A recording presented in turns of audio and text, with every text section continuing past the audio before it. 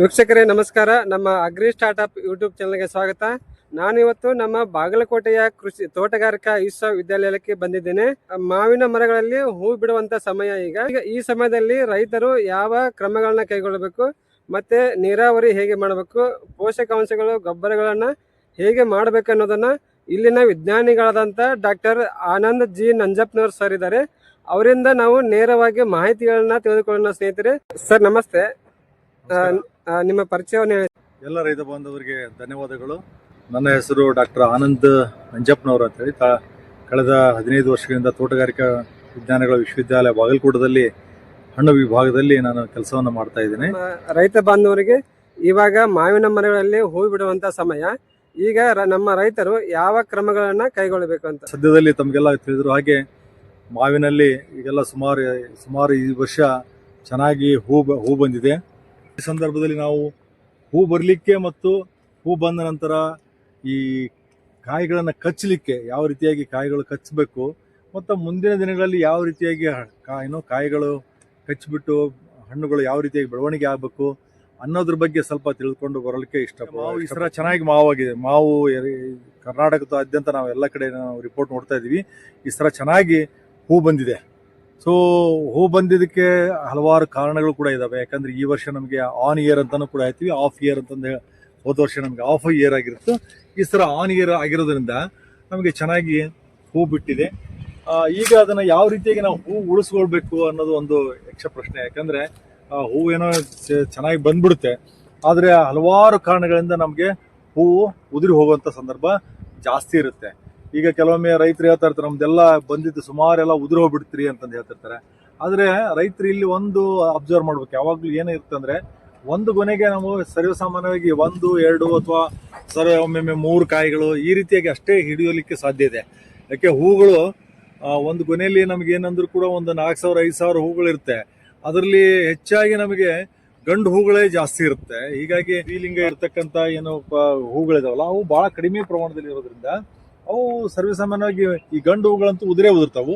ಆದ್ರೆ ಈ ಏನು ಹೆಣ್ಣು ಹೂಗಳು ಅಂತೀವಿ ನಾವು, ಆ ಹೂಗಳು ಅವು ಯಾಕೆ ಉದುರ್ತಾವ ಅನ್ನೋದ್ರ ಬಗ್ಗೆ ನಾವು ಸ್ವಲ್ಪ ತಿಳ್ಕೊಳ್ಳೋದು ಬಹಳ ಪ್ರಾಮುಖ್ಯತೆ. ಯಾಕಂದ್ರೆ ಇಲ್ಲಿ ಉದುರ್ಲಿಕ್ಕೆ ಹಲವಾರು ಕಾರಣಗಳಿದಾವೆ. ಒಂದು ನಾವು ಹೇಳ್ತೀವಿ, ಒಂದು ನೀವೇನಾದ್ರೂ ಇದರಲ್ಲಿ ಹಾಪರ್ಸ್ ಅಂತಂದೇಳಿ ಒಂದು ಹುಳ ಕಾಣ್ತಾ ಇರುತ್ತೆ ನಿಮ್ಗೆ. ಯಾವಾಗ್ಲೂ ತೋಟಗಳಲ್ಲಿ ಹೋಗ್ಬೇಕಾದ್ರೆ ರೈತರು ಯಾವಾಗ ಅಬ್ಸರ್ವ್ ಮಾಡೋಕ್ಕದ್ದು, ನೀವು ತೋಟದಲ್ಲಿ ಸ್ವಲ್ಪ ಕಿವಿ ಕೊಟ್ಟು ಕೇಳಿದಾಗ ಅವೆಲ್ಲ ನಿಮ್ ಗೊನೆ ಪಕ್ಕದೆಲ್ಲ ಚಿಡ್ ಸೌಂಡ್ ಎಲ್ಲ ಬರ್ತಾ ಇರುತ್ತೆ. ಅದ್ರ ಜೊತೆಗೆ ನೀವು ಗೊನೆಗಳನ್ನ ಸ್ವಲ್ಪ ವೀಕ್ಷಣೆ ಮಾಡಿದಾಗ ನಿಮಗೆ ಅದರಲ್ಲಿ ಓಡಾಡ್ತಾ ಇರುತ್ತೆ ಒಂದು ಕರಿ ಹುಳ. ಸುಮಾರು ಕರಿ ಹುಳುಗಳು ಅದು ಗೊನೆಗಳ ಮೇಲೆ ನಿಮ್ಗೆ ಓಡಾಡೋದು ಕಂಡು ಬರ್ತಾ ಇರುತ್ತೆ. ಇನ್ನು ಅದ್ರ ಜೊತೆಗೆ ಒಮ್ಮೆ ಏನಾಗುತ್ತೆ, ನೀವು ಅದನ್ನ ಸ್ವಲ್ಪ ಗೊನೆಗಳನ್ನ ತಗೊಂಡು ನೀವು ಸ್ವಲ್ಪ ಬಿಳಿ ಪೇಪರ್ ಏನಾದ್ರು ಒಂದು ಮನೇಲಿ ಏನಾದ್ರು ಬಿಳಿ ಪೇಪರ್ ಇದ್ರೆ ಅದನ್ನ ಸ್ವಲ್ಪ ಟ್ಯಾಪ್ ಮಾಡಿ, ಈ ತರ ಟ್ಯಾಪ್ ಮಾಡಿ ನೋಡಿದಾಗ ನೋಡಿ, ನಾನಿಲ್ಲಿ ನನ್ನ ಕೈ ಮೇಲೆ ತೋರಿಸ್ತಾ ಇದ್ದೀನಿ, ಸುಮಾರು ಹುಳುಗಳು ಓಡಾಡೋದು ಕಂಡು ಬರ್ತಾ ಇದೆ. ಅವೆಲ್ಲ ಹಾಪರ್ ಆಗಿರುತ್ತೆ. ಮತ್ತೆ ಸಣ್ಣ ಸಣ್ಣ ಹುಳುಗಳು ಕೂಡ ಕೆಲವೊಮ್ಮೆ ಇರುತ್ತೆ. ಈಗ ನೋಡಿ, ಅದೊಂದು ಹುಳ ಜಸ್ಟ್ ನಮ್ಮ ನೋಡಂತಿಗೆ ಅದು ಈ ಕಡೆ ಸರಿದು ಬಿಡುತ್ತೆ. ಈ ತರ ಕರಿ ಹುಳ, ಸುಮಾರು ಕರಿ ಹುಳುಗಳು ಇದರಲ್ಲಿ ಅವೆಲ್ಲ ಹಾಪರ್ಸ್ ಅಂತೀವಿ ನಾವು. ಈ ಹಾಪರ್ಗಳು ಒಂದು ಅಂಶ ಜಾಸ್ತಿ ಆದ್ರೆ ಅವೇನ್ ಮಾಡ್ತಾವೆ, ರಸ ಹೀರುವಂತ ಕೆಲಸವನ್ನು ಮಾಡ್ತವೆ. ರಸ ಹೀರಿ ನಂತರ ಅದೇನಾಗುತ್ತೆ, ಅದೆಲ್ಲ ತಾನ ಆಟೋಮೆಟಿಕ್ ಆಗಿ ಕಾಯಿಗಳಿಗೇನು ಉದುರಿ ಹೋಗುವಂತಹ ಸಂದರ್ಭ ಜಾಸ್ತಿ ಇರುತ್ತೆ. ಸೊ ಅದು ಒಂದು ಸಮಸ್ಯೆ. ಅದ್ರ ಜೊತೆಗೆ ಇನ್ನೊಂದು ನೀವು ಅಬ್ಸರ್ವ್ ಮಾಡೋದು, ಈ ಗೆಲೆ ಮೇಲೆಲ್ಲ ಅಂಟು ಕಾಣ್ತಾ ಇದೆ ನೋಡಿ. ಇಲ್ಲಿ ಅಂಟು ಇದು ಜಾಸ್ತಿ ಆತಂದ್ರೆ ಕೆಲವೊಮ್ಮೆ ಅಂಟು ಕೆಳಗಡೆ ಬೀಳಲಿಕ್ಕೆ ಶುರು ಆಗುತ್ತೆ. ಕೆಳಗಡೆ ಎಲ್ಲ ಏನಪ್ಪಾ ಅಂಟಿಂದ ಸ್ಪ್ರೇ ಮಾಡಿದಾರೇನೋ ಅನ್ನೋ ತರ ನಿಮ್ಗೆ ಎಲೆಗಳ ಮೇಲೆ ಮತ್ತು ಕೆಳಗಡೆ ಭೂಮಿ ಮೇಲೇನು ಕೂಡ ಕಂಡು ಬರುತ್ತೆ. ಅದು ಆ ತರದಂತ ಲಕ್ಷಣಗಳು ನಿಮ್ಗೆ ಏನಾದ್ರು ಕಂಡು ಬಂದ್ರೆ ಇಮಿಡಿಯೇಟ್ ಆಗಿ ನಾವು ಕೆಲವೊಂದು ಸಿಂಪಡಣೆ ತೆಗೆದುಕೊಳ್ಬೇಕಾಗತ್ತೆ.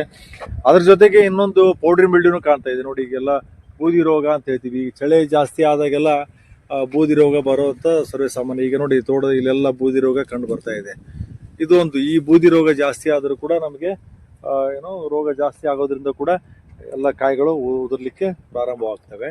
ಅದ್ರ ಜೊತೆಗೆ ಕೆಲವೊಮ್ಮೆ ಪೋಷಕಾಂಶಗಳು ಈ ತೋಟದಲ್ಲಿ ನಿಮ್ಗೆ ಸರಿಯಾಗಿ ನೀವು ಪೋಷಕಾಂಶಗಳನ್ನು ನಿಭಾಯಿಸಿಲ್ಲ ಅಂದ್ರೆ, ಯಾಕಂದ್ರೆ ನಾವು ಇವತ್ತು ಮಾವನ್ನ ನಾವು ಕಟಾವು ಆದ ನಂತರ ಮಾವನ್ನ ನಾವು ಚಾಟ್ನಿ ಮಾಡ್ತೀವಿ. ಚಾಟ್ನಿ ಮಾಡಿ ನಂತರ ಪಾತಿಗಳನ್ನೆಲ್ಲ ರೆಡಿ ಮಾಡಿಕೊಂಡು ಅದಕ್ಕೆ ಬೇಕಾಗಂತ ಪೋಷಕಾಂಶಗಳಿದಾವು. ಆ ಪೋಷಕಾಂಶಗಳನ್ನ ಜುಲೈ ಅಥವಾ ಆಗಸ್ಟ್, ಜುಲೈ ಮತ್ತು 1ನೇ ಹಂತದಲ್ಲಿ ಮತ್ತು ಆಗಸ್ಟ್ ಹಂತದಲ್ಲಿ 2ನೇ ಹಂತದಲ್ಲಿ ಈ ರೀತಿಯಾಗಿ ನಾವು ಗೊಬ್ಬರಗಳನ್ನ ನಾವು ಆ ಹಂತದಲ್ಲಿ ಕೊಡ್ಬೇಕಾಗತ್ತೆ. ಆ ಹಂತದಲ್ಲಿ ಕೊಡ್ಲಿಲ್ಲ ಅಂತಂದ್ರೂ ಕೂಡ ಕೆಲವೊಮ್ಮೆ ಏನಾಗುತ್ತೆ, ಇವನ್ ನಮಗೆ ಹೂ ಬಂದ್ರೂ ಕೂಡ ಕಾಯಿ ಕಚ್ಚೋದಕ್ಕೆ ಅದು ಪೋಷಕಾಂಶಗಳ ಕೊರತೆ ಉಂಟಾಗಿ ನಮಗೆ ಕಾಯಿ ಕಚ್ಚೋದಕ್ಕೆ ಕೂಡ ತೊಂದರೆ ಆಗುತ್ತೆ. ಸೊ ಆ ಹಿನ್ನೆಲೆಯಲ್ಲಿ ನಾವು ಅವನ್ನೂ ಕೂಡ ಗಮನ ಇಟ್ಕೊಂಡಾಗ ಕಡಿಮೆ ಆದಾಗ ನಮ್ಗೆ ಏನಾಗುತ್ತೆ, ಆಟೋಮೆಟಿಕ್ ಆಗಿ ಕಾಯಿಗಳು ಉದುರುವಂತ ಸಾಧ್ಯತೆ ಇರುತ್ತೆ. ಅದಕ್ಕಾಗಿ ನಾವ್ ಏನ್ ಮಾಡಬಹುದಪ್ಪ, ಕೆಲವೊಮ್ಮೆ ಏನ್ ಮಾಡಬಹುದು ಅಂತಂದ್ರೆ ಕೆಲವೊಂದು ಪೋಷಕಾಂಶಗಳನ್ನ ನಾವು ಕೊಡ್ಬೇಕಾಗತ್ತೆ. ಈಗ ಅದರಲ್ಲಿ ಒಂದು ಪ್ರಮುಖವಾಗಿ ಹೇಳ್ಬೇಕಂತಂದ್ರೆ, ಈಗ ನಾ ಹೇಳಿದೆ ನಿಮಗೆ, ಹಾಪರ್ಸ್ ಪ್ರಾಬ್ಲಮ್ಸ್ ಯಾವಾಗೂ ಜಾಸ್ತಿ ಇದೆ ಅಂತ ಹೇಳಿ. ಹಾಪರ್ಸ್ ಅನ್ನ ನಿಯಂತ್ರಣ ಮಾಡಲಿಕ್ಕೆ ಕೆಲವೊಂದು ಸಿಸ್ಟಮಿಕ್ ಇನ್ಸೆಕ್ಟಿಸೈಡ್ಗಳು ಬರ್ತವೆ. ಅದರಲ್ಲಿ ಪ್ರಮುಖವಾಗಿ ಕೆಲವೊಮ್ಮೆ ನಾವು ಲ್ಯಾಂಬ್ಡಾ ಸಲೋಥ್ರಿನ್ ಅಂತೀವಿ, ಅದನ್ನ 1 ml ಪರ್ ಲೀಟರ್ ಹಾಕಿ ಸಿಂಪಡಣೆ ಮಾಡ್ತಕ್ಕಂಥದ್ದು. ಥಯೋಮುತಾಕ್ಸಾಮ್ ಅಂತ ಹೇಳ್ತೀವಿ, ಅದನ್ನು ಕೂಡ 0.3 ಗ್ರಾಮ್ ಪ್ರತಿ ಲೀಟರ್ ನೀರಿಗೆ ಹಾಕಿ ಸಿಂಪಡಣೆ ಮಾಡ್ತಕ್ಕಂಥದ್ದು. ಅದ್ರ ಜೊತೆಗೆ ಕೆಲವೊಮ್ಮೆ ನಮಗೆ ಕ್ಲೋರೋಪೈರಿಪಾಸನ್ನ, ಕೆಲವೊಂದು ಲ್ಯಾಂಬ್ಡಾ ಸಲೋಥ್ರಿನ್ ಪ್ಲಸ್ ಕ್ಲೋರೋಪೈರಿಪಾಸನ್ನ ಕಾಂಬಿನೇಷನ್ ಆಗಿ ಕೂಡ ನಾವು ಕೊಟ್ಟು ಸಿಂಪಡಣೆ ಮಾಡ್ತಕ್ಕಂಥದ್ದು. ಅದ್ರ ಜೊತೆಗೆ ಕಾನ್ಫಿಡರ್ ಅಂತ ಬರುತ್ತೆ. ಅದ್ರ ಜೊತೆಗೆ ಈ ಮಾರುಕಟ್ಟೆಯಲ್ಲಿ ಪೆಗಾಸಸ್ ಅಂತಂದು ಕೂಡ ಡೈಫೆನ್ಥುರಾನ್ ಅಂತಂದು ಕೂಡ ಹೇಳ್ತೀವಿ ನಾವು. ಈ ರೀತಿಯಾದಂಥ ಹಲವಾರು ಸಿಸ್ಟಮಿಕ್ ಇನ್ಸೆಕ್ಟಿಸೈಡ್ಗಳು ಬರ್ತಾವೆ. ಅವುಗಳ ಒಂದು ಸಿಂಪಡಣೆಯನ್ನ ಹೂವು, ಅದು ಒಂದು ಪ್ರಿಕಾಷನರಿ ಮೆಜರ್ ಆಗಿ ನಾವು ಕೊಡ್ಬೇಕಾಗುತ್ತೆ. ಯಾಕಂದ್ರೆ ಹೂವು ಜಾಸ್ತಿ ನಾವು ಜಾಸ್ತಿ ಕೆಮಿಕಲ್ಗಳನ್ನ ಉಪಯೋಗಿಸಬಾರ್ದು. ಅದಕ್ಕಿಂತ ಪೂರ್ವದಲ್ಲೇ, ಹೂ ಅಳೋಕ್ಕಿಂತ ಪೂರ್ವದಲ್ಲೇ ಕೆಲವೊಂದು ಇವನ್ನ ಸಿಂಪಡಣೆಯನ್ನ ತೆಗೆದುಕೊಂಡು ನಾವು ಎಷ್ಟು ಸಾಧ್ಯವಾಗುತ್ತೋ ಅಷ್ಟು ಮಟ್ಟಿಗೆ ನಾವು ಗೊನೆಗಳಲ್ಲಿ ಇನ್ಸೆಕ್ಟ್, ಆ ಹುಳದ ಬಾಧೆ ಕಡಿಮೆ ಇರೋ ಹಾಗೆ ನಾವು ನೋಡ್ಕೋಬೇಕಾಗತ್ತೆ. ಅದ್ರ ಜೊತೆಗೆ ಇಲ್ಲಿ ನಾನು ಹೇಳಿದೆ ನಿಮಗೆ, ಬೂದಿ ರೋಗ ಬರುವಂತ ಸಾಧ್ಯತೆ ಕೂಡ ಜಾಸ್ತಿ ಇರುತ್ತೆ. ಅದಕ್ಕಾಗಿ ನಾವು ಪ್ರಿಕಾಷನರಿ ಮೆಜರ್ ಆಗಿ ಕೆಲವೊಮ್ಮೆ ಗಂಧಕವನ್ನು ಕೂಡ ನಾವು ಸಿಂಪಡಣೆನ ತೆಗೆದುಕೊಳ್ಳೋದು. ಗಂಧಕವನ್ನ ಗೊನೆ ಹಾಕಿದಾಗ ಗಂಧಕದ ಸಿಂಪಡಣೆ, ಗಂಧಕದ ನಂತರ ಈಗ ಕೆಲವೊಮ್ಮೆ ಹೆಕ್ಸಾಕೊನಜಾಲ್ ಅಂತೀವಿ. ಸ್ವಲ್ಪ ಅಡ್ವಾನ್ಸ್ ಸ್ಟೇಜಲ್ಲಿ ಏನಾದರೂ ಜಾಸ್ತಿ ಕಂಡು ಬರ್ತಾ ಅಂದ್ರೆ ಹೆಕ್ಸಾಕೊನಜಾಲ್ ಇರ್ಬೋದು ಅಥವಾ ಡೈಫೆನ್ಕೊನಜಾಲ್ ಇರ್ಬೋದು. ಇತ್ತೀಚಿನ ದಿನಗಳಲ್ಲಿ ಸುಮಾರು ಬೂದಿ ರೋಗ ನಿರ್ವಹಣೆಗಾಗಿ ಹಲವಾರು ಫಂಗಿಸೈಡ್ಗಳ ಲಭ್ಯತೆ ಕೂಡ ಇದೆ. ಅದರಲ್ಲಿ ಲೂನಾ ಎಕ್ಸ್ಪೀರಿಯನ್ಸ್ ಇರ್ಬೋದು, ಅಕ್ರೇಸಿಯೋ ಇರ್ಬೋದು, ತೋಪಾಜ್ ಅಂತ ಬರುತ್ತೆ. ಮತ್ತೆ ಅದ್ರ ಜೊತೆಗೆ ನೇಟಿವ್ ಅಂತಾನು ಕೂಡ ನಾವು ಸಿಂಪಡಣೆಗಳನ್ನ ತೆಗೆದುಕೊಳ್ಬೋದು. ಈ ರೀತಿಯಾಗಿ ಸಿಂಪಡಣೆಗಳನ್ನ ತೆಗೆದುಕೊಂಡು ನಾವು ಕೀಟ ಮತ್ತು ಬೂದಿ ರೋಗವನ್ನ ಹತೋಟಿಯಲ್ಲಿ ಇರ್ತಕ್ಕಂಥದ್ದು ಬಹಳ ಪ್ರಾಮುಖ್ಯತೆ ವಹಿಸಿದೆ. ಅದ್ರ ಜೊತೆಗೆ ಪೋಷಕಾಂಶಗಳು ಕೂಡ ನಮಗೆ ಇವತ್ತಿನ ದಿವಸ ಅವಶ್ಯಕತೆ ಇರುತ್ತೆ. ಆ ಹಿನ್ನೆಲೆಯಲ್ಲಿ ಏನಾಗುತ್ತೆ, ನಮಗೆ ಕಾಳು ಕಚ್ಚುವಂತ ಸಂದರ್ಭದಲ್ಲಿ ನಾವು ಪೋಷಕಾಂಶಗಳಾದಂಥ ನಮ್ಮಲ್ಲಿ ತೋಟಗಾರಿಕೆ ವಿಜ್ಞಾನಗಳ ವಿಶ್ವವಿದ್ಯಾಲಯದಲ್ಲಿ ಈ ಮೊದಲು ಮ್ಯಾಂಗೋ ಸ್ಪೆಷಲ್ ಅಂತ ಹೇಳ್ತಾ ಇದ್ವಿ ನಾವು, ಮ್ಯಾಂಗೋ ಸ್ಪೆಷಲ್ ಸಿಂಪಡಣೆ ಅಂತ. ಅದೇ ರೀತಿ ನಮ್ಮ ತೋಟಗಾರಿಕೆ ವಿಜ್ಞಾನ ವಿಶ್ವವಿದ್ಯಾಲಯದಿಂದ ಕೂಡ ನಾವು ಮ್ಯಾಂಗೋ ಪೋಷಕ್ ಅಂತ ಅನ್ನೋ ಒಂದು ಲಘು ಪೋಷಕಾಂಶಗಳ ಮಿಶ್ರಣ ಉಳ್ಳಂತ ಒಂದು ಪೋಷಕಾಂಶವನ್ನ ತಯಾರು ಮಾಡಿದ್ದೇವೆ. ಅದರ ಒಂದು ಸಿಂಪಡಣೆ ಕೂಡ ನಾವು ಕಾಳು ಕಟ್ಟುವ ಹಂತದಲ್ಲಿ ಕೂಡ ಅದನ್ನ ಸಿಂಪಡಣೆ ತೆಗೆದುಕೊಳ್ಳೋದ್ರ, ಕಾಳು ಕಟ್ಟುವ ಹಂತ ಮತ್ತು ನಂತರ ಅದು ಕಾಳು ಕಟ್ಟಿದ ನಂತರ ಕೂಡ ಅದು ಇನ್ನೊಂದು ಸ್ಪ್ರೇ, ಈ ರೀತಿಯಾಗಿ 2 ಅಥವಾ 3 ಸ್ಪ್ರೇಗಳನ್ನ ಸಿಂಪಡಣೆ ತೆಗೆದುಕೊಂಡು ಕೂಡ ಕಾಳು ಕಟ್ಟಲಿಕ್ಕೆ ಬಹಳ ಹೆಲ್ಪ್ ಆಗುತ್ತೆ. ಅದ್ರ ಜೊತೆಗೆ ನಾವು ಕೆಲವೊಂದು ಹಾರ್ಮೋನ್ಗಳ ಕೊರತೆಯಿಂದ ಕೂಡ ನಮಗೆ ಈ ತೊಂದರೆಗಳು ಕಂಡು ಬರ್ತಾ ಇರುವಂತ ಸಾಧ್ಯತೆ ಇರುತ್ತೆ. ಆ ಹಿನ್ನೆಲೆಯಲ್ಲಿ ನಾವು ಹಾರ್ಮೋನ್ಗಳಲ್ಲಿ ಪ್ರಮುಖವಾಗಿ ಪ್ಲಾನೋಫಿಕ್ಸ್ ಅಂತಂದು ಹೇಳ್ತೀವಿ. ಆ ಪ್ಲಾನೋಫಿಕ್ಸ್ ಅನ್ನ ಕೂಡ 1 ml 3 ಲೀಟರ್ ಈ ರೀತಿಯ ನೀರಿಗೆ ಆಗಿ ಅದನ್ನ ಸೇರಿಸ್ಬಿಟ್ಟು ನಾವು ಪ್ಲಾನೋಫಿಕ್ಸ್ ಅನ್ನು ಕೂಡ ಸಿಂಪಡಣೆನ ಮಾಡೋದ್ರಿಂದ ನಾವು ಈ ಏನು ಡ್ರಾಪ್ ಆಗ್ತಾ ಇದೆ ಅದರ ಒಂದು ತೊಂದರೆನ ಕಳ್ಕೊಂಡು. ಆದ್ರೆ ಇತ್ತೀಚಿನ ದಿನಗಳಲ್ಲಿ ಮಾರುಕಟ್ಟೆಯಲ್ಲಿ ತಮಗೆಲ್ಲ ಗೊತ್ತಿರೋ ಹಾಗೆ ಹಲವಾರು ಪೋಷಕಾಂಶಗಳು ಅಂತ ಹಲವಾರು ಕಂಪನಿಗಳಿಂದ ಕೆಲವೊಂದು ಕೆಮಿಕಲ್ಗಳು ಕೂಡ ಲಭ್ಯತೆ ಇದೆ. ಅದರಲ್ಲಿ ಸುಮಾರು ಎಲ್ಲ ಹೇಳ್ತಾರೆ, ಬಡ್ ಬಿಲ್ಡರ್ಸ್ ಅನ್ನು ಉಪಯೋಗಿಸ್ತಾ ಇದ್ದಾರೆ. ಕೆಲವೊಂದು ವಾಲ್ಗ್ರೋ ಕಂಪನಿಗಳಿಂದ ಹಲವಾರು ಕಂಪನಿಗಳಿಂದ ಸಿಂಪಡಣೆಗಳು ಕೂಡ ಸಿಗ್ತಾ ಇದ್ದಾವೆ.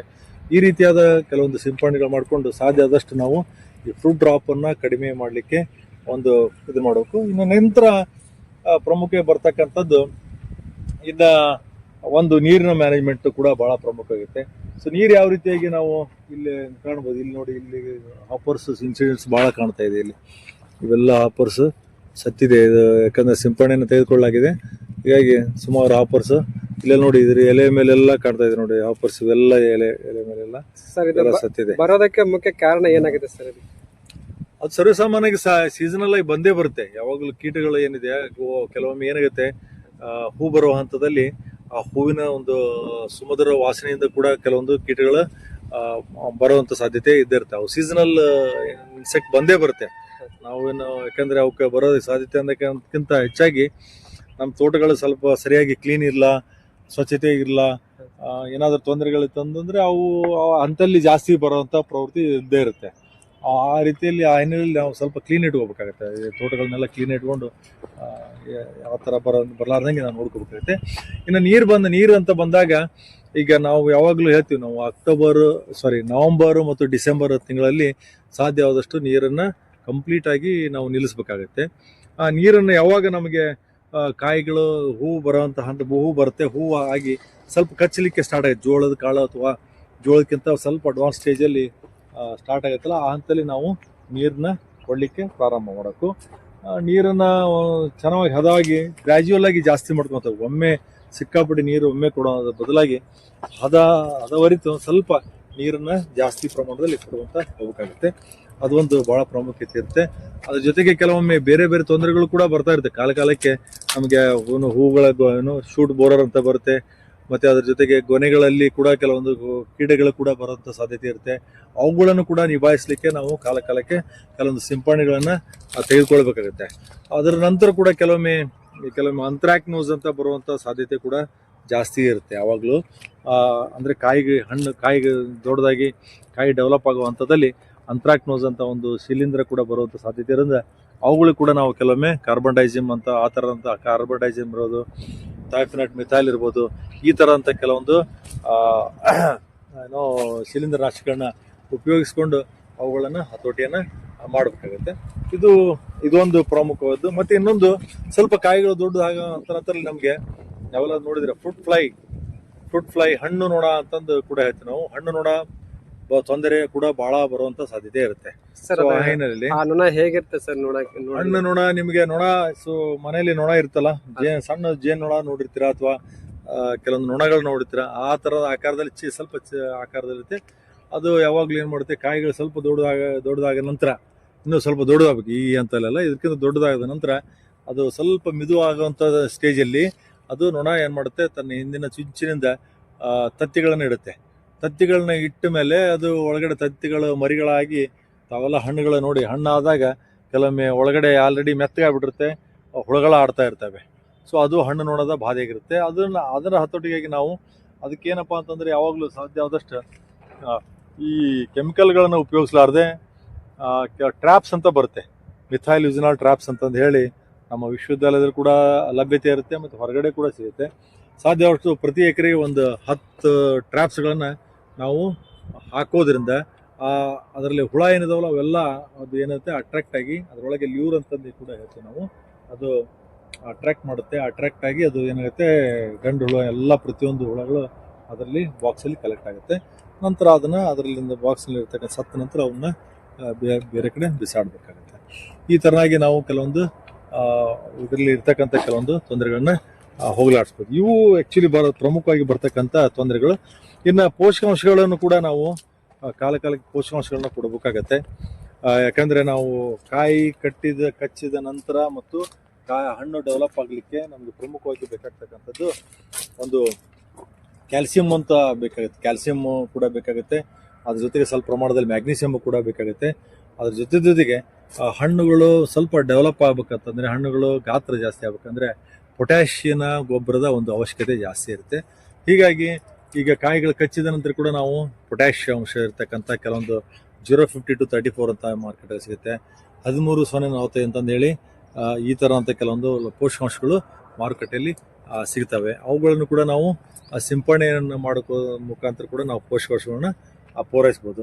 ಮತ್ತು ಇನ್ನು ಯಾರಿಗಾದರೂ ಸ್ವಲ್ಪ ಡ್ರಿಪ್ ಇದೆಯಪ್ಪ ಅಂತ ಅನ್ನೋದಾದರೆ ಡ್ರಿಪ್ ಹನಿ ನೀರಾವರಿ ಮುಖಾಂತರ ಕೂಡ ನಾವು ಪೊಟ್ಯಾಷ್ ಗೊಬ್ಬರಗಳನ್ನ ಪೂರೈಸಬೇಕಾಗತ್ತೆ.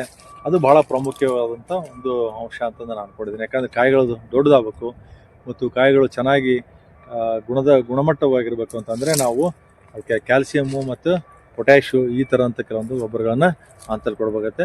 ಮತ್ತು ಕಾಲಕ್ಕೆ ಕೆಲವೊಂದು ಲಘು ಪೋಷಕಾಂಶಗಳನ್ನ ಮಿಶ್ರಣವನ್ನು ಕೂಡ ನಾವು ಸಿಂಪರಣೆಯನ್ನು ಮಾಡೋದ್ರ ಮುಖಾಂತರ ಹಣ್ಣುಗಳ ಒಂದು ಗುಣಮಟ್ಟವನ್ನು ಕೂಡ ನಾವು ಜಾಸ್ತಿ ಮಾಡಬಹುದು ಅಂತ ನಾನು ಈ ಸಂದರ್ಭದಲ್ಲಿ ಹೇಳಿಕ್ಕೆ ಇಷ್ಟಪಡ್ತೀನಿ. ಹವಾಮಾನ ವೈಪರೀತ್ಯದಿಂದಾಗಿ ಹೂಗಳ ಮೇಲೆ ಪರಿಣಾಮ ಬೀರುತ್ತಾ ಇವಾಗ?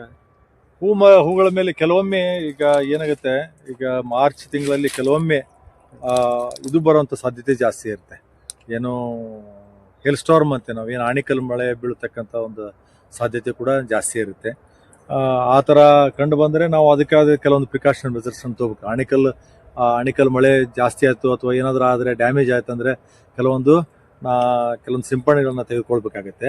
ಸೊ ಆ ಸಂದರ್ಭದಲ್ಲಿ ನಾವು ಕೆಲವೊಂದು ಸಿಂಪಡಣೆ ತೆಗೆದುಕೊಂಡು ಕೂಡ ಸ್ವಲ್ಪ ಮಟ್ಟಿಗೆ ತಕ್ಕ ಮಟ್ಟಿಗೆ ನಾವು ಇದು ತೊಂದರೆಯನ್ನು ಹೋಗಲಾಡಿಸ್ಬೋದು. ಅಂಥ ಒಂದು ಹವಾಮಾನ ವೈಪರೀತ್ಯಗಳು ಬರುವಂಥ ಸಾಧ್ಯತೆ ಜಾಸ್ತಿ ಇದೆ ಸರ್. ಅದು ಬಂದಾಗ ಯಾವ ರೀತಿ ಕ್ರಮಗಳನ್ನ ಕೈಗೊಳ್ಬೇಕು ಸರ್? ಸೊ ಆ ರೀತಿ ಬಂದಾಗ ಕೆಲವೊಮ್ಮೆ ನಮ್ಮ ಜೈವಿಕ ಕೆಲವೊಂದು ಫಂಗಿಸೈಡ್ಗಳನ್ನ ಸಿಂಪಡಣೆ ಮಾಡಬೇಕಾಗುತ್ತೆ, ಶಿಲೀಂಧ್ರನಾಶಕಗಳನ್ನ. ಯಾಕಂದರೆ ಯಾವಾಗ ಕಾಯಿಗೆ ಏನಾದರೂ ಡ್ಯಾಮೇಜ್ ಆಗಿತ್ತು ಅಂತ ಆ ಥರ ಕಂಡು ಬಂತಂದರೆ ನಾವು ಇಮಿಡಿಯೇಟ್ ಆಗಿ ಅದು ಫಂಗಸ್ ಮತ್ತೆ ಸ್ಪ್ರೆಡ್ ಆಗಬಾರ್ದು ಅಥವಾ ಏನಾದರೂ ಆಗುವಂಥ ಸಂದರ್ಭ ಜಾಸ್ತಿ ಇದ್ದರೆ ಅಂಥಲ್ಲಿ ಏನು ಮಾಡಬೇಕು, ಕೆಲವೊಂದು ಅಂತರ್ವ್ಯಾಪಿ ಶಿಲೀಂಧ್ರನಾಶಕಗಳನ್ನ ಸಿಂಪಡಣೆ ತೆಗೆದುಕೊಳ್ಬೋದು. ಅದರ ಬದಲಾಗಿ ಅದರ ಹೊರತಾಗಿ ಕೂಡ ಕೆಲವೊಮ್ಮೆ ನಮ್ಮಲ್ಲೇ ವಿಶ್ವವಿದ್ಯಾಲಯದಲ್ಲಿ ಕೆಲವೊಂದು ಜೈವಿಕ ಅಣುಜೀವಿಗಳ ಒಂದು ಸಿಂಪಡಣೆಯನ್ನು ಕೂಡ ತೆಗೆದುಕೊಳ್ಬೋದು. ಕೆಲವೊಂದು ಅದರಲ್ಲಿ ಕೆಲವೊಂದು ಸಿಡೋಮೊನಾಸ್ ಅಂತ ಹೇಳ್ತೀವಿ, ಟ್ರೈಕೋಡರ್ಮಾ, ಸಿಡೋಮೊನಾಸು, ಮತ್ತು ಬಿವೇರಿಯಾ, ವರ್ಟಿಸಿಲಿಯಂ, ಈ ಥರ ಅಂತ ಕೆಲವೊಂದು ಜೈವಿಕ ಅಣುಜೀವಿಗಳನ್ನು ಕೂಡ ನಾವು ಸಿಂಪಡಣೆ ಮಾಡೋದ್ರ ಮುಖಾಂತರ ಅದರ ಒಂದು ತೀವ್ರತೆಯನ್ನು ಕಡಿಮೆ ಮಾಡುತ್ತದೆ ಅಂತ ನಾನು ಹೇಳ್ತೀನಿ. ಸರ್, ಕೊನೆಯದಾಗಿ ಇಲ್ಲಿಂದ ನಮ್ಮ ರೈತರು ತಮ್ಮ ಒಂದು ಮಾವು ಬೆಳೆಯಲ್ಲಿ ಹೆಚ್ಚಿನ ಲಾಭವನ್ನು ಪಡಿಬೇಕಾದ್ರೆ ಕೊನೆಯದಾಗಿ ನೀವು ಅವರಿಗೆ ಕೊಡುವಂಥ 3 ಟಿಪ್ಸ್ಗಳು ಏನು ಸರ್? ಓಕೆ, ಒಂದು ಮೊದಲನೇದಾಗಿ ಹೇಳ್ಬೇಕಂದ್ರೆ ಈಗೆಲ್ಲ ಎಲ್ಲ ಕಡೆ ಸುಮಾರು ಹೂ ಬರ್ತಾ ಇರುತ್ತೆ. ಸಾಧ್ಯ ಆದಷ್ಟು ಹೂಗಳು ಕಾಯಿಗಳು ಕಚ್ಚೋ ರೀತಿಯಾಗಿ ನಾವು ನೋಡ್ಕೋಬೇಕಾಗತ್ತೆ. ಕಾಯಿ ಕಟ್ಟಬೇಕು, ಅವು ಹೂವಾಗಿ ಅದು ಹೋಗಬಾರ್ದು, ಅದು ಕಾಯಿ ಕಟ್ಟಬೇಕಾಗತ್ತೆ. ಆ ಕಟ್ಟೋ ಸಲುವಾಗಿ ನಾವು ಏನು ಮಾಡಬೇಕು, ಮೊದಲು ಕೀಟ ಮತ್ತು ಬೂದಿ ರೋಗ ಇವು ಎರಡನ್ನು ನಾವು ನಿಭಾಯಿಸಬೇಕಾಗುತ್ತೆ. ನಾನು ಆಗಲೇ ಹೇಳಿದ್ದೀನಿ, ಬೂದಿ ರೋಗ ಮತ್ತು ಹುಳಗಳನ್ನು ನಿಯಂತ್ರಣ ಮಾಡಲಿಕ್ಕೆ ನಾವು ಏನೇನು ಸಿಂಪಡಣೆಗಳನ್ನ ತೆಗೆದುಕೊಳ್ಬೇಕು ಅನ್ನೋದ್ರ ಬಗ್ಗೆ ನಾನು ಹೇಳಿದ್ದೀನಿ. ಅದು ಒಂದನೇದಾಗುತ್ತೆ. ಮತ್ತು ಎರಡನೇದು ಪೋಷಕಾಂಶಗಳನ್ನ ಗಿಡದಲ್ಲಿ ಪೋಷಕಾಂಶಗಳ ಅಂಶಗಳು ಕಡಿಮೆ ಇದ್ದಾಗ ಕೂಡ ಕಾಯಿಗಳು ಉದುರುವಂಥ ಸಂದರ್ಭ ಜಾಸ್ತಿ ಇರುತ್ತೆ. ಆ ಹಿನ್ನೆಲೆಯಲ್ಲಿ ನೀರು ಕೊಡೋದ್ರ ಜೊತೆಗೆ ನೀರನ್ನ ಕೊಡಬೇಕಾಗತ್ತೆ. 3 ಹಂತದಲ್ಲಿ ನಮ್ಗೆ ಭಾಳ ಕ್ರಿಟಿಕಲ್ ಆಗಿರುತ್ತೆ. ಯಾವಾಗಲೂ ಕಾಯಿ ಕಟ್ಟುವ ಹಂತದಲ್ಲಿ ಮತ್ತು ಕಾಯಿಗಳು ಸ್ವಲ್ಪ ಕಡಲೆ ಆಕಾರದಲ್ಲಿ ಆದಾಗ ಮತ್ತು ಕಾಯಿಗಳು ಸ್ವಲ್ಪ ತತ್ತಿ ಆಕಾರದಲ್ಲಿ ಆದಾಗ 3 ಹಂತದಲ್ಲಿ ನೀರನ್ನು ನಾವು ಯಾವುದೇ ಕಾರಣಕ್ಕೂ ತಪ್ಪಿಸಬಾರ್ದು. ನೀರನ್ನು ಕೊಡಲೇಬೇಕಾಗುತ್ತೆ. ಆ 3 ಕ್ರಿಟಿಕಲ್ ಹಂತದಲ್ಲಿ ನಾವು ನೀರನ್ನ ಕೊಡಲೇಬೇಕಾಗತ್ತೆ. ನೀರನ್ನ ತಪ್ಪಿಸಬಾರ್ದು. ಅದ್ರ ಜೊತೆಗೆ ಪೋಷಕಾಂಶಗಳನ್ನು ಕೂಡ ನಾವು ಕಾಲಕ್ಕೆ ಪೋಷಕಾಂಶಗಳನ್ನ, ಯಾಕಂದ್ರೆ ನಾನು ಹೇಳಿದೆ ಈಗ ಆಲ್ರೆಡಿ ನಮಗೆ ಪೊಟ್ಯಾಷಿಯಂ ಮತ್ತು ಕ್ಯಾಲ್ಸಿಯಂ ಪ್ರಮಾಣದ ಜಾಸ್ತಿ ಬೇಕಾಗುತ್ತೆ. ಆ ಹಿನ್ನೆಲೆಯಲ್ಲಿ ಪೊಟ್ಯಾಷ್ ಗೊಬ್ಬರಗಳನ್ನ ಸಿಂಪಡಣೆ ಮುಖಾಂತರನೂ ಕೂಡ ಪೂರೈಸ್ಬೋದು. ಅದ್ರ ಜೊತೆಗೆ ನಾವು ಕೆಳಗಡೆ ಹನಿ ನೀರಾವರಿ ವ್ಯವಸ್ಥೆ ಏನಾದರೂ ಇದ್ದರೆ ಹನಿ ನೀರಾವರಿ ವ್ಯವಸ್ಥೆ ಮುಖಾಂತರ ಕೂಡ ನಾವು ಗೊಬ್ಬರಗಳನ್ನು ಗಿಡಗಳಿಗೆ ಪೂರೈಸಬೇಕಾಗುತ್ತೆ. ಮತ್ತು ಪೋಷಕಾಂಶಗಳನ್ನು ಕೂಡ ನಾವು ಸಿಂಪಡಣೆನೂ ಕೂಡ ಮಾಡ್ಬೋದು. ಅದ್ರ ಜೊತೆಗೆ ಮೈಕ್ರೋನ್ಯೂಟ್ರಿಯೆಂಟ್ಸ್ ಕೂಡ ನಾವು ಆ್ಯಡ್ ಮಾಡಬೇಕಾಗುತ್ತೆ. ಮೈಕ್ರೋನ್ಯೂಟ್ರಿಯೆಂಟ್ಸ್ ಕೂಡ ನಾವು ಸಿಂಪಡಣೆ ತೆಗೆದುಕೊಳ್ಬೇಕಾಗುತ್ತೆ. ಅದ್ರ ಜೊತೆಗೆ ಭಾಳ ಇಂಪಾರ್ಟೆಂಟ್ ಅಂದರೆ ಕಾಲಕ್ಕೆ ಬರ್ತಕ್ಕಂಥ ಕೀಟಗಳು. ಏನಾದರೂ ನಿಮಗೆ ಕೀಟಗಳು ಏನೋ ತೋಟಗಳಲ್ಲಿ ಆ ರೀತಿಯಾಗಿ ಏನಾದರೂ ಕೀಟಗಳು ಕಂಡು ಬಂದರೆ ಇಮ್ಮಿಡಿಯೇಟ್ ಆಗಿ ನಾವು ಕೆಲವೊಂದು ಸಿಂಪಡಣೆ ಮುಖಾಂತರ ಆ ಕೀಟಗಳನ್ನು ನಾವು ಹತೋಟಿಯಲ್ಲಿ ತರಬೇಕಾಗತ್ತೆ. ಇವಿಷ್ಟು ನಾವು ಚೆನ್ನಾಗಿ ಮಾಡಿಕೊಂಡು ಹೋದರೆ ನಾವು ನನಗಿಷ್ಟ ಮಟ್ಟಿಗೆ ನಾವು ಚೆನ್ನಾಗಿ ಒಳ್ಳೆ ಗುಣಮಟ್ಟವಾದಂಥ ಮತ್ತು ಹೆಚ್ಚಿನ ಒಂದು ಇಳುವರಿಯನ್ನು ಪಡ್ಕೊಳ್ಬೋದು ಅಂತ. ತುಂಬ ಧನ್ಯವಾದಗಳು ಸರ್. ನಿಮ್ಮ ಒಂದು ಸಮಯವನ್ನು ಬದಿಗಿಟ್ಟು ನಮ್ಮ ರೈತರಿಗೆ ಈ ಒಂದು ಮಾಹಿತಿಯನ್ನು ಕೊಟ್ಟಿದ್ದಕ್ಕೆ ನಮ್ಮ ಚಾನೆಲ್ನ ಪರವಾಗಿ ಮತ್ತು ನಮ್ಮ ರೈತರ ಪರವಾಗಿ ನಿಮಗೆ ತುಂಬ ಧನ್ಯವಾದಗಳನ್ನ ಹೇಳ್ತೀನಿ ಸರ್. ಧನ್ಯವಾದ.